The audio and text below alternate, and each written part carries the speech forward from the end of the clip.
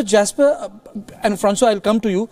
This issue actually continues to dog the Congress party. The 2014 elections, Rahul Gandhi fought, but the Congress didn't fight with Rahul Gandhi. And it was very much evident in most of the other elections. But in this election, you will find that the senior leaders are fighting with the junior leaders of the Congress. Sachin Pilot is a fairly a junior leader when it comes to Ashok Gehlot, who has been Chief Minister twice. He worked with Rajiv Gandhi as a Deputy Minister in 1980s. Kamal Nath, introduced in Parliament by Sanjay Gandhi, Minister for 10 years under Manmohan Singh, was in a senior position when Narasimha Rao was there. And whom is he fighting these elections with? Jyotiraditya Scindia, son of Madhav Rao Scindia. So is it also because of this that the House has somehow been reassembled in Congress? Is the question about the generational shift, yes, or whether they're fighting with each other? They're not fighting with each other. Well, I mean, I think it's a good question. I think, in the end, though, this is going to come down to how does this play out in April or May. Mr. Kumar had very strong views and was rather kind of trumpeting the demise of the BJP. A, that's premature since we haven't actually seen any results here.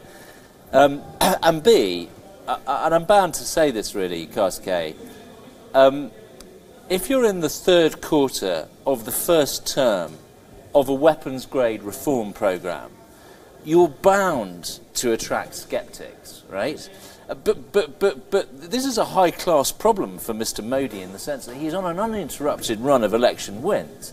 If he comes out halfway with decent results here, I think he'll be very, very happy. So I think we have to kind of keep coming back to the context here of whether people feel the BJP or Mr. Modi have overpromised or whatever. The truth here is he needs a long-term runway to deliver the reform programme, right? Like any administration, it could be Theodore Roosevelt, it could be Willy Brandt, it could be Margaret Thatcher, it could be Tony Blair. You will find, particularly at the end of the first election cycle, that fatigue sets in, scepticism sets in, naysayers set in. And I think that's playing out in some of these elections. So it's a very natural thing. If I was Congress, I wouldn't get too excited. You have used a very important word, reform. But I'll come to you, Francois, on this. A lot of critics say that Prime Minister Modi has been perhaps a less reformist and more statist in terms of his policies towards poor. For example, he imitates more of Indira Gandhi in terms of delivery schemes. More of a state, more governance, but more state stays. Well, I disagree. I think, Mr. Modi has shown that he's put India's interest first.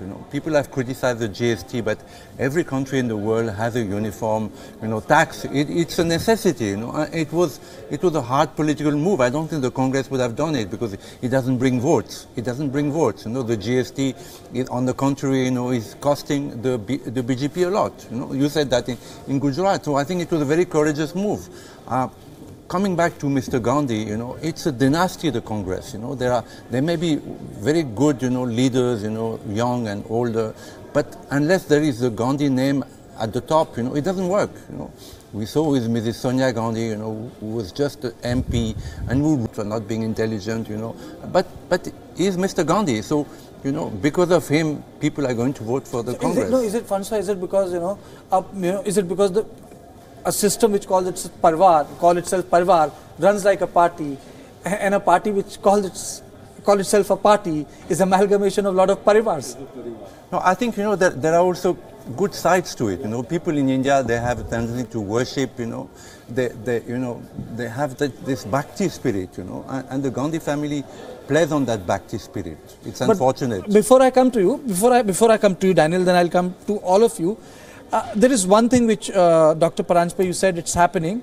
The BJP did recover in Rajasthan. The gap which should have been big is not that big. Though Congress is leading in Rajasthan, but it's not as if BJP has been completely wiped out. But we'll see how it comes out. Done and dusted. Actually, the more important question to ask is how narrow is the victory of one side or the other. Exactly. If it's narrow, then the BJP really has gained.